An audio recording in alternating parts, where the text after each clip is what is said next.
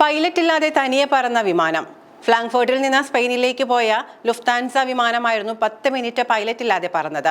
തുടർന്ന് വിമാനം മിഡ്രിഡിൽ സുരക്ഷിതമായി അടിയന്തര ലാൻഡിംഗ് നടത്തി. കഴിഞ്ഞ ദിവസമാണ് സംഭവം നടന്നത്. ജർമ്മനിയിലെ ഫ്രാങ്ക്ഫർട്ടിൽ നിന്ന് സ്പെയിനിലെ സെവില്ലയിലേക്ക് German airlines Lufthansa Airbus A321 യാത്ര പുറപ്പെട്ടു. 199 യാത്രക്കാരും 6 ജീവനക്കാരും വിമാനത്തിലുണ്ടായിരുന്നു. ഫ്ലൈറ്റ് ലാൻഡ് ചെയ്യാൻ 30 മിനിറ്റ് ബാക്കി നിൽക്കെയാണ് സിനിമയെ പോലും വെല്ലുന്ന സംഭവം ഉണ്ടായത്. ക്യാപ്റ്റൻ വാഷ്റൂമിലേക്ക് പോയി. തുടർന്ന് വിമാനത്തിന്റെ നിയന്ത്രണം സഹ പൈലറ്റ് ഏറ്റെടുത്തു.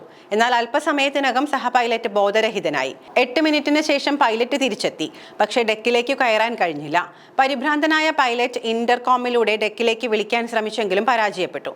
തുടർന്ന് എമർജൻസി കോഡ് ഉപയോഗിച്ച് അകത്ത് പ്രവേശിക്കാനായി പൈലറ്റിന്റെ ശ്രമം. തൊട്ടടുത്ത നിമിഷം സഹ പൈലറ്റിന് ബോധം തിരികെ കിട്ടി. അകത്തുനിന്നും ഡെക്കിലേക്കുള്ള വാതിൽ പൈലറ്റിന് തുറന്നു നൽകി. നിയന്ത്രണം ഏറ്റെടുത്ത പൈലറ്റ് തൊട്ടടുത്ത മാഡ്രിഡ് വിമാനത്താവളത്തിൽ സുരക്ഷിതമായി വിമാനം ലാൻഡ് ചെയ്തു. സഹ പൈലറ്റിന് അടിയന്തര വൈദ്യസഹായം നൽകി. 2 മണിക്കൂർ 20 മിനിറ്റിനു ശേഷം വിമാനം സെവില്ലയിൽ ഇറക്കി. സരഗോസ പിന്നിട്ടത് ഓർമ്മയുണ്ടെന്ന് പറഞ്ഞ കോ പൈലറ്റിന് പിന്നീട് നടന്നതൊന്നും ഓർത്തെടുക്കാൻ കഴിയുന്നില്ല. ബോധം നഷ്ടപ്പെട്ടത് വളരെ പെട്ടെന്നായതിനാൽ ക്രൂവിന് മുന്നറിയിപ്പ് നൽകാൻ തനിക്ക് കഴിഞ്ഞില്ല എന്ന് കോ പൈലറ്റ് പറഞ്ഞു. രോഗാവസ്ഥയുടെ ഒരു ലക്ഷണവും നേരത്തെ ഉണ്ടായിരുന്നില്ല. ഓട്ടോ പൈലറ്റ് മോഡിൽ ആയിരുന്നതിനാലാണ് വിമാനം സുഗമമായി യാത്ര തുടരാനായത് എന്നാണ് റിപ്പോർട്ട്. അർദ്ധബോധാവസ്ഥയിലായപ്പോൾ സഹ പൈലറ്റ് തന്നെ ഓട്ടോ പൈലറ്റ് മോഡിലേക്ക് മാറ്റിയതെന്നാണ് വിവരം. ദേഹാസ്വാസ്ഥ്യമുണ്ടായ സമയത്തെ സഹ പൈലറ്റിന്റെ ശബ്ദങ്ങൾ കോക്പിറ്റിലെ വോയിസ് റെക്കോർഡറിൽ പതിഞ്ഞിരുന്നു.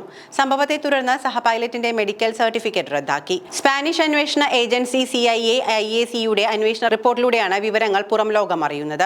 ലുഫ്താൻസ എയർലൈൻസും സംഭവത്തിൽ അന്വേഷണം പ്രഖ്യാപിച്ചിട്ടുണ്ട് എങ്കിലും റിപ്പോർട്ട് ഇതുവരെ പുറത്തുവിട്ടിട്ടില്ല.